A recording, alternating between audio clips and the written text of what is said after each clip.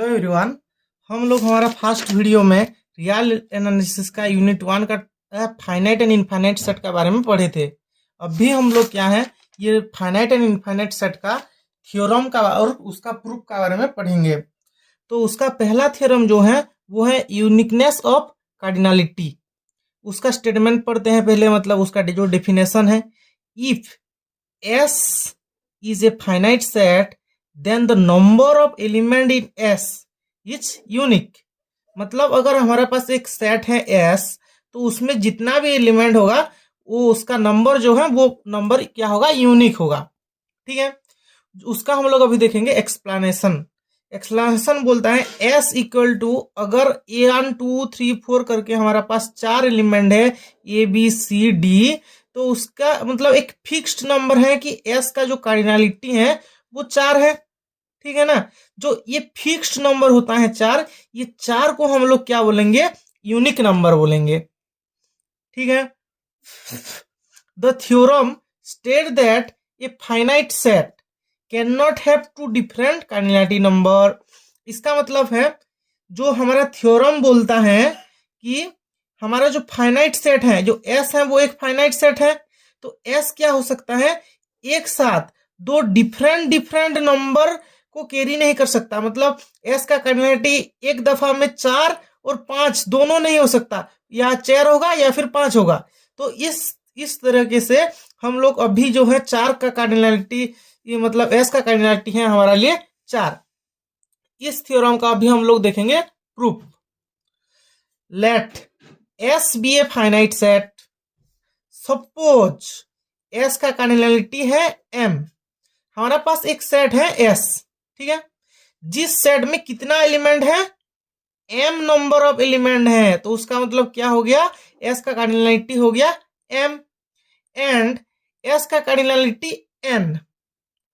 हम लोग क्या किए हैं, S का कार्डिनलिटी एक दफा M लिए हैं और एक दफा S का कार्डिनलिटी लिए हैं N। तो हमको ये प्रूफ करना है, अगर M और N लिखते हैं तो M equal to N, M क्या होगा, N से इक्वल होगा। क्योंकि हमारा यहाँ पर बोला हुआ है कि दो अलग अलग नंबर एक कार्डिनलिटी नहीं हो सकते, तो इसका मतलब M इक्वल टू N होना चाहिए। तो इसको हम प्रूफ करने के लिए क्या करेंगे, हम लोग एज्यूम करेंगे M not equal to N। ठीक है, पहला हम लोग क्या करेंगे, M is not equal to N without loss. मतलब हम लोग ये करेंगे कि M या बड़ा है या N छोटा है हम तो नहीं जानेंगे, तो हम लोग ऐसे ही एज्यूम करके ही ऐसे ले जाएंगे कि M जो है N से छोटा है। ठीक है, M जो है N से छोटा है, ऐसा करके हम लोग कुछ भी एज्यूम कर लेंगे। ठीक है, तो फिर हम लोग ये करेंगे, सिंस S का cardinality equal to M, there exist a 1-1 correspondence between S 1 2 3 M। उसका मतलब मैं आप लोगों को समझाता हूं। अगर हमारा पास सेट है, क्या है, सेट है, 3 टू सेट मानते हैं। एक है S सेट जिसका पास है ABCDE करके डॉट है, और हमारा पास है एक सेट A, एक सेट B। तो यहां पर भी 1 2 3 डॉट करके M तक है, यहां पर भी 1 2 3 करके डॉट N तक है। ठीक है, तो अगर ये सेट S सेट का साथ 1-1 कोरेस्पोंडिंग करता है, उसका मतलब क्या होता है, 1-1 बॉन्ड। तो मतलब एक A के साथ करेगा, 2 B का साथ करेगा, C 3 का साथ करेगा, ऐसे करेगा। तो इसका भी जहां पर एंड हो जाएगा, ये एक फाइनाइट सेट है तो इसका मतलब लास्ट नंबर आता है, तो इसका लास्ट नंबर जो है वो इसका M का साथ बराबर होगा। और B का साथ अगर ये ऐसा करता है तो उसका भी जो लास्ट नंबर है वो N का साथ क्या हो जाएगा, बराबर हो जाएगा।